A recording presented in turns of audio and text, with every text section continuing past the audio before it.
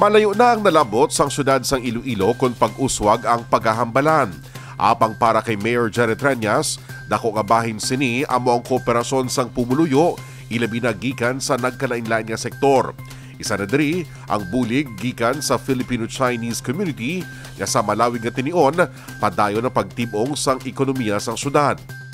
As a matter of fact, our Chinese brothers and sisters have played not only a significant role in the past, but they continue to remain valuable even today because they are our partners and pillars towards economic progress.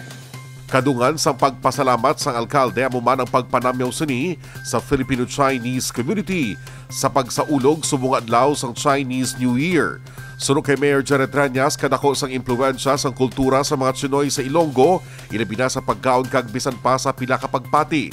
Gani sa pag-ilis sang tuig, base sa Chinese lunar calendar, may pahanumdom si Mayor Jerry Trenas para sa mga pumuluyo.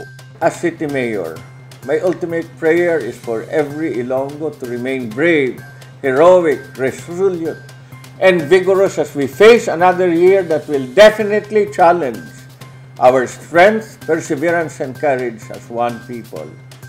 Wala man sang dako nga selebrasyon sa Chinese New Year ang Iloilo City, nagapanamyaw naman ang alkalde nga mangin mahinalungon ang tanan kag magpabakuna o kung magpa-booster na para malikaw sa malala nga epekto sang COVID-19.